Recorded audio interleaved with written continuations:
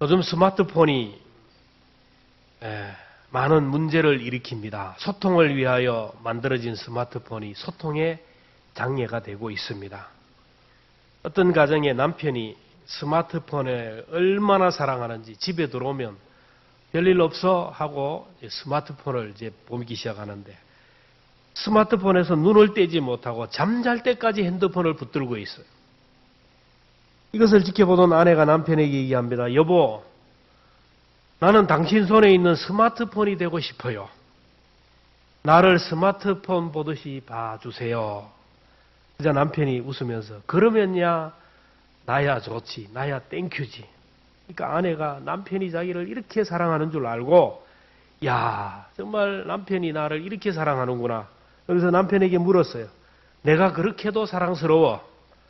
그래서 남편이 하는 말이 스마트폰은 3년마다 갈아치울 수 있잖아. 스마트폰은 3년마다 갈아치울 수 있다라는. 여러분 사람은 스마트폰을 좋아해도 3년이면 실증을 느끼고 새 것으로 갈아끼고 전자제품도 고장이 나서 가는 것이 아니라 실증이 나서 바꾼다라는 거예요. 사람은 이렇게 실증을 잘 느껴요. 마음이 조석으로 변합니다. 집도 실증을 나니까 리모델링을 하고 이곳저곳으로 이사도 하고 자동차도 실증을 나니까 막 바꿔버리고 신발도 옷도 가구도 실증이 나면 막 버립니다. 사람에게도 이렇게 실증을 내요. 남녀 간의 사랑이 오래 계속될 것 같지만 금방 실증을 내고 사랑에도 유통기간이 있어요. 사랑의 유효기간이 길면 900일이라. 사랑의 감정이 세월이 지나면서 바닥이 나게 되고 고갈이 돼요. 그런데 부모님의 사랑은 유효기간이 없다라는 겁니다. 부모가 자녀를 사랑하는데 어떤 조건이나 어떤 환경이나 어떤 상황에서 변하지 않고 한결같이 사랑합니다. 자녀가 부모를 사랑하는 마음에는 변화가 있어요. 부모님의 사랑은 한결같습니다. 그리고 하나님의 사랑도 변함이 없고 유효기간이 없고 한결같아요. 예수님은 어제나 오늘이나 영원토록 변함이 없다고 했어요. 히브리서 13장 8절에 보면 예수 그리스도는 어제나 오늘이라 영원토록 동일하시니라. 요한복음 13장 1절에 보면 유월절 전에 예수께서 자기가 세상을 떠나 아버지에게로 돌아갈 때가 이른 줄 아시고 세상에 있는 자기 사람들을 사랑하시되 끝까지 사랑하시니라. 예수님이 떠날 때가 되었다라는 것을 알았어요. 십자가에 못 박혀 죽는다는 것도 압니다. 사랑하는 제자가 은삼십에 판다는 것도 알고 그리고 많은 사람들이 침뱉음을 하고 욕을 할 것도 알아요. 사랑하는 수제자가 자기를 모른다고 부인하는 것도 압니다. 자기를 위하여 이 세상에 왔는데 자기를 그렇게 십자가에 못 박는 사람들을 알아요. 그럼에도 불구하고 그 백성들을 사랑하시되 끝까지 사랑하셨다. 하나님의 변함없는 사랑, 세상 끝날까지 변함없는 그 사랑이 무엇일까요? 하나님의 구원의 은혜가 변함이 없어요. 구원은 돈으로 어떤 것으로 살 수 있는 것이 아니라 하나님의 선물이에요. 우리가 정말로 중요한 것들은 돈으로 할 수 있는 것이 아니에요. 공기가 얼마나, 물이 얼마나 소중합니까? 가정이 얼마나 중요합니까? 다 하나님의 선물입니다. 특별히 하나님께서 우리에게 주신 구원은 하나님의 선물이고 천국도 선물이에요. 내가 예수 믿어서 내가 천국 가기 위해 나는 예수 믿겠다. 나는 교회에 가서 구원을 얻겠다 해서 한 사람이 별로 없어요. 저는 그래요. 제가 교회 가서 구원 받은 것이 아니에요. 어느 날부터 교회 가고 싶은 마음이 생겨요. 초등학교 들어가기 전부터 교회 종소리가 울리는데 그 종소리를 들을 때마다 하나님이 나를 오라고 부르는 소리로 들려요. 교회가 궁금해요. 교회 가보고 싶을까? 그런데 어느 날 친구가 와서 여름 성경학교 시작한다. 가자. 그래서 교회에 따라갔어요. 그때부터 지금까지 주일이면 교회 가게 돼요. 지금 생각해보면 성령께서 제 마음을 만져주셔서 예배당 종소리가 울릴 때마다 교회 가고 싶은 마음이 생기고 그리고 친구가 교회 가자 그럴 때 그냥 따라간 거예요. 예배 드리는데 예배가 얼마나 재미있고 어릴 때부터 찬양하고 율동하고 동화해 주는 것, 예배가 너무 좋았어요. 부흥의 시간에 말씀을 듣다가 나도 저분처럼 목사가 한번 되었으면 좋겠다. 그게 서원 기도를 했어요. 근데 때가 되니까 누가 신학 가라고 아버지가 너 신학 가라 하지 않았는데 신학 가고 싶은 마음이 생기고 입학을 하게 되고 입학을 하니까 졸업을 하게 되고 목사가 되어서 사역을 하는 거예요. 제가 성격적으로 내성적이어서 다른 사람 앞에 말을 별로 못하는 사람입니다. 근데 강단에서 설교를 하고 또 성도들과 함께하는 시간이 너무 기쁘고요. 설교 준비하는 시간이 좋고 어디에서 설교를 부탁받으면 기대와 설렘이 있어요. 제가 설교를 하면 부족하지만 사람들이 변화되고 믿음이 약한 분들을 보고 또 몸이 아픈 분들을 보면 마음이 짠한 게 기도해주고 싶은 마음이 생겨요. 이것은 하나님께서 저에게 선물을 주셨어요. 에베소 3장 7절에 보면 이 복음을 위하여 그의 능력이 역사하는 대로 내게 주신 하나님의 은혜의 선물을 따라 내가 일꾼이 되었다. 목사라는 건 하나님의 선물이라는 걸 알게 돼요.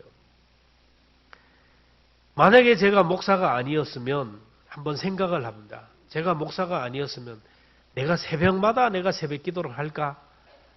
장담을 못해요.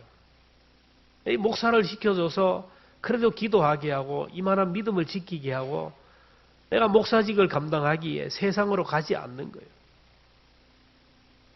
여러분 누구에게 몇만 원짜리 선물을 받아도 감사하고 감사하는데 천하를 주고도 살 수 없는 천국을 선물로 받았어요. 여러분 천국을 선물로 받았는데 하늘나라 시민권자가 되게 하셨는데 사람들의 표정을 보면 나는 아무것도 못 받은 것처럼 표현하고 있어요. 여러분 하나님이 여러분에게 천국을 선물로 주셨다라는 걸 내가 한번 증명을 해보겠습니다. 여러분 천국과 지옥이 있다는 것이 믿어지는 사람을 손 한번 들어요. 천국과 지옥이 있다 믿어지는 분 손 한번 들어보세요. 아이고 모르겠다. 확실하게 들어요. 손 들어요. 자 그러면 천국이 있든지 없든지 확실한 거예요. 그러면 하나님을 아버지라고 부르는 분들, 하나님을 아버지라고 부르고 성경 찬송할 때도 하나님 아버지, 기도할 때도 하나님 아버지라고 하는 분을 손 한번 들어보세요. 하나님 아버지하고 하는 분, 손 내려보세요. 이런 분들은 하나님의 자녀라는 증거예요. 로마서 8장 15절 같이 읽습니다. 시작. 너희는 다시 무서워하는 종의 영을 받지 아니하고 양자의 영을 받았으니 우리가 아빠 아버지라고 부르니라. 아버지의 영 성령을 받았기에 거듭났기에 아빠 아버지라고 부르는 거예요.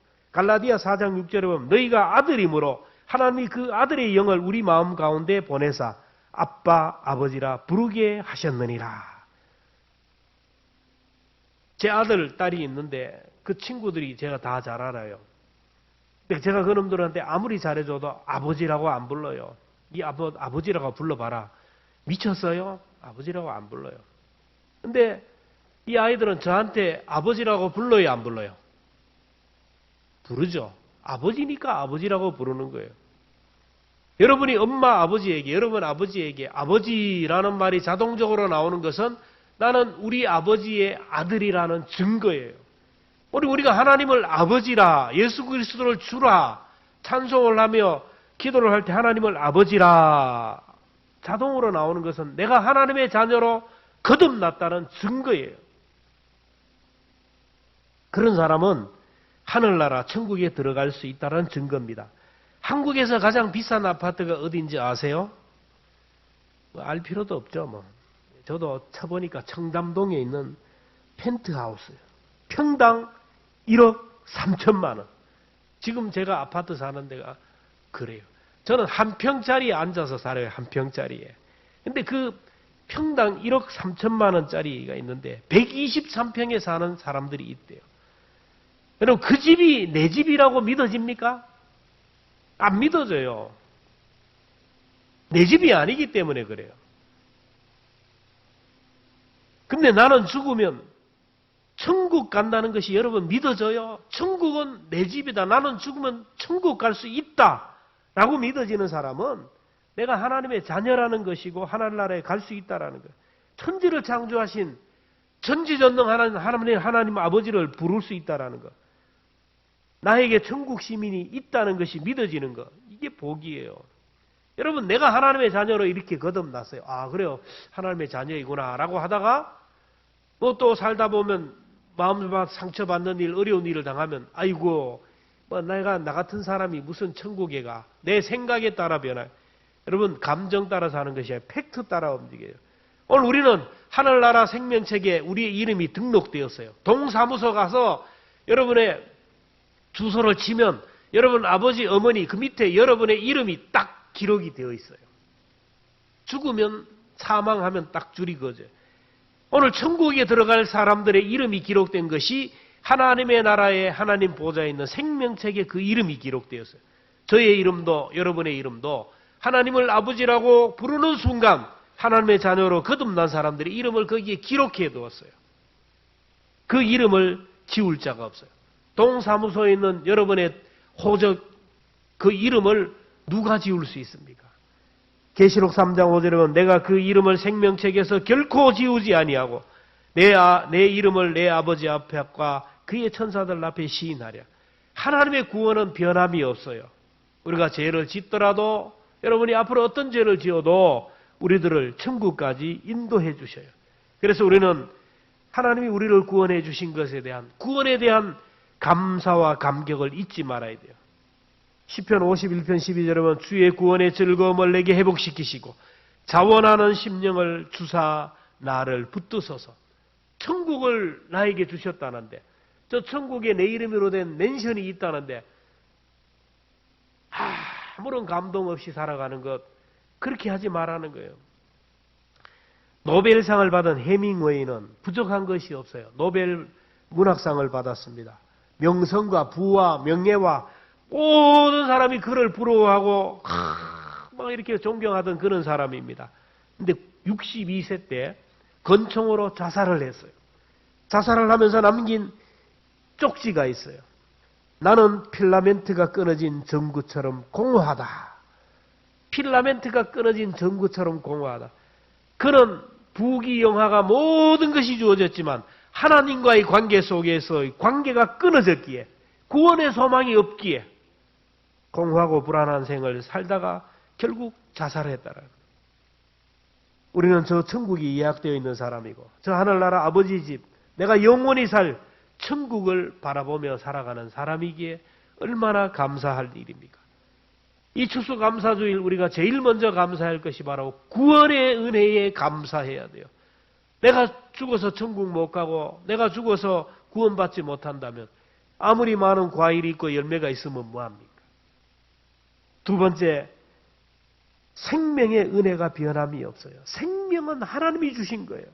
여러분 아무리 과학기술이 발달돼도 아직까지 생명은 창조하지 못합니다. 종자를 만들 수 있는 능력이 아직까지 인간에게 없어요. 종자를 개량할 뿐이에요. 하나님이 생명의 근원이기 때문에 생명은 하나님으로부터 와요. 땅도 하나님이 주셨고요. 생명의 근원이 된 이 씨앗도 하나님이 주셨고 비를 주시지 않으면 열매를 맺지 못하는 거예요. 아무리 인간이 심고 파종하고 가꾸어도 하나님이 일주일만 하늘 문을 닫아버리면 구름을 가리면 흉년이 되고요. 비를 주시지 않으면 흉년이 됩니다. 올해도 오곡백과가 무르익고 각종 실과가 열매 맺게 하신 것 하나님의 은혜입니다. 만약에 하나님이 오늘 우리의 행위를 따라서 열매를 주신다면 살아남을 사람이 어디 있어요? 오늘 우리가 하나님 앞에 주일도 못 지키고 하나님 앞에 헌금도 못 드리고 내가 하나님 앞에 충성도 못했으니 그래 오늘 네 밭에 있는 네 과수원에 있는 태양은 내가 가려버릴게. 여러분 그러면 우리 어떻게 되겠어요? 하나님은 그렇게 쫀쫀한 하나님이 아니에요. 마태복음 5장 45절에 하나님이 그 해를 악인과 선인에게 비추시며 비를 의로운 자와 불의한 자에게 내려주심이라. 열심히 주의를 지키고 하나님을 잘 섬기고 전도 잘하고 기도 많이 하고 이렇게 하나님 앞에 충성하는 사람에게 하나님께서 막 복을 막 내려주시면 그리고 교회를 핍박하고 우상을 섬기는 사람에게는 막 하늘 문을 닫아가지고 막 우박을 내리면 얼마나 좋겠어요. 근데 일본 나라가 얼마나 잘 살아요. 하나님을 안 믿는 사람들이 얼마나 잘 살아요. 하나님은 그런 하나님이 아니라 악인과 선인에게 피해를 비치고 비를 의로운 자와 불의한 자에게 내려주신다라는 거예요. 하나님이 생명을 얼마나 소중히 여기시는지를 우리가 알아야 돼요. 하물며 하나님의 생명인 저와 여러분의 생명을 얼마나 소중하게 여기시겠어요. 우리를 생명싸개로 싸서 보호하십니다. 오늘 내 몸이 아프든 건강하든 내가 나이가 많든 젊든 호흡이 있고 숨을 쉴 수 있다는 것에 대하여 감사하라는 거예요. 아침에 일어나면서 아이고 그러면서 일어나서 막 불평하지 말고 아침에 일어나가지고 콧구멍으로 숨을 쉬는 순간 감사하라. 시편 150편 6절에 보면 호흡이 있는 자마다 여호와를 찬양하라. 중환자실에서 호흡을 할 수가 없어서 인공호흡으로 상소호흡으로 이렇게 어떤 기계적으로 숨을 쉬는 사람이 얼마나. 근데 오늘 내가 마음껏 내가 숨을 쉬고 있다라는 거 찬양하라는 거예요. 하나님이 우리의 생명을 붙들고 계셔요. 그래서 누구도 우리의 생명을 빼앗아갈 수 없어요. 마태복음 10장 29절을 함께 읽겠습니다. 시작. 참새 2마리가 한 아사리온에 팔리지 않느냐. 그러나 너희 아버지께서 허락하지 아니하시면 그 하나도 땅에 떨어지지 아니하리라. 너희에게는 머리털보다 다 세신 바 되었나니 두려워하지 말라. 너희는 많은 참새보다 귀하니라. 하나님의 뜻이 아니면요, 참새 한 마리도 죽지 않는다고 하는데, 하물며 하나님의 자녀들은 오늘 우리들은 하나님이 허락하지 않으면 절대로 죽지 않는다라는 거예요. 여러분, 죽음에 대한 공포와 불안 속에 떠는 사람이 얼마나 많은지. 병원에 가니까 당신이 무슨 병입니다. 혈압이 있어요. 당뇨가 있어요. 고지혈이에요. 심장이 안 좋아요. 의사가 판정을 하면 막 발발발발 떨어요. 내가 죽는가 봐. 발발발발 떨어요. 여러분, 나의 생명은 하나님의 손에 달린 것이지 병 때문에 사고 때문에 죽는 것이 아니라는 거예요. 저는 그걸 경험합니다. 평생 몸이 아파가지고 그 부분 때문에 막 병원에 가면서 막 그 부분, 이 부분만 좋으면 막 의사를 하나님처럼 더 잘 써요. 그래, 의사가 시키는 대로 다 하면 이 몸을 보호하기 막 그런데 그것 때문에 죽는 게 아니고 어디 가서 그냥 차에 받쳐가지고. 여러분, 우리의 생명은 내 몸, 질병 때문에 죽는 것이 아니에요. 다윗을 보세요. 사울왕이 국가의 공권력으로 다윗을 죽이려 했지만 하나님이 생명싸개로 다윗을 보호하니까 머리털 하나 상하지 않아요. 전해지는 얘기하면 사울왕이 막 3,000명의 군대들을 수색대를 풀어서 다윗을 죽이기 위해서 찾아가는데 다윗이 도망했던 그 광야에 가보니까 참 기가 막혀요. 물이 나지 않는 곳 산속인데 수천 명의 군인들을 동원하니까 얼마나 도망할 데가 많아요. 다윗이 도망하다가 동굴로 도망했어요. 군사들이 막 쳐들어막 이제 수색하다가 동굴 앞에 왔는데 동굴에 거미줄이 확 치여 있어요. 군사들이 보니까 여기에는 사람이 들어가지 않았다. 돌아섰다라는. 5분 전에 다윗이 들어갔는데 하나님이 다윗을 살리기 위하여 거미를 동원해가지고 그 지역에 있는 모든 거미들은 모여 줄을 쳐라. 다윗을 보호하기 위하여 거미를 동원하여 줄을 치긴. 그 거미줄이 다윗의 생명싸개였어요. 그래서 다윗의 아내가 되었던 아비가일이 고백합니다. 사무엘상 25장 29절 함께 읽습니다. 시작. 사람이 일어나서 내 주를 쫓아 내 주의 생명을 찾을지라도 내 주의 생명은 내 주의 하나님 여호와와 함께 생명싸개 속에 쌓였을 것이요 내 주의 원수들의 생명은 물매로 던지듯 여호와께서 그것을 던지시리이다. 하나님은 오늘 저와 여러분의 생명을 생명싸개로 싸서 보호해 주실 줄로 믿습니다. 차를 타고 가는데 여러분, 교통신호등, 여러분, 그것이 우리의 생명을 지키는 생명싸개예요. 이게 보이는 생명싸개지만 보이지 않는 생명싸개.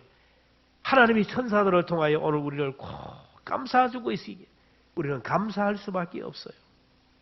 그저 숨을 쉴 수 있음에 감사하고 오늘 내가 살아갈 수 있음에 감사하고 감사하면 하나님의 은혜가 주어져요.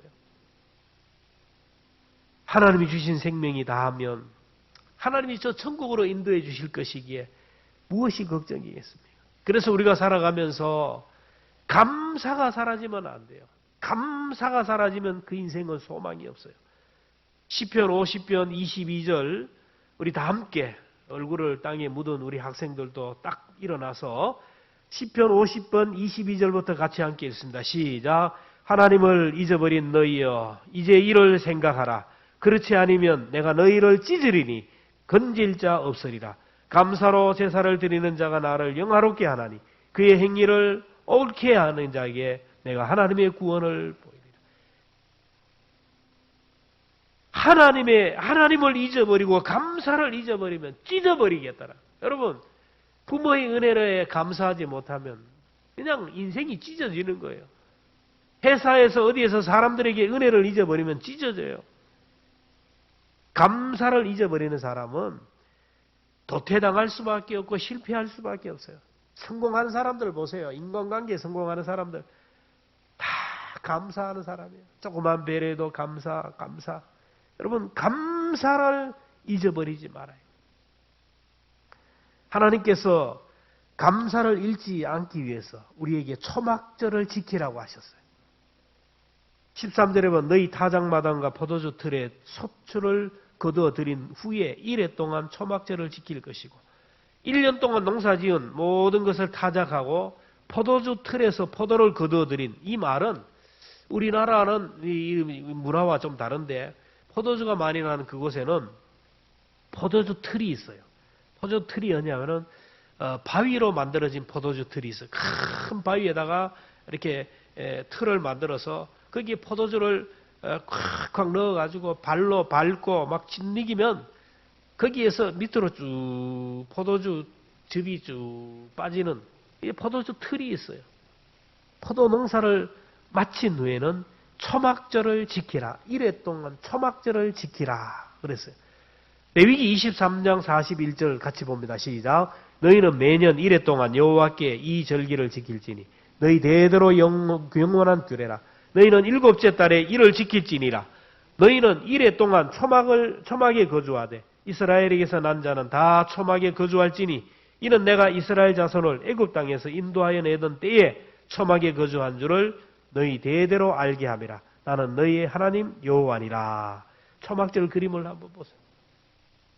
이스라엘 백성들이 지키는 초막절은 추수감사주일과 한 해 동안 베풀어 주신 은혜에 온갖 귀한 열매를 주신 하나님께 감사하는데 지금도 이스라엘 백성들은 초막절을 일주일 전부터 준비하는데 이렇습니다.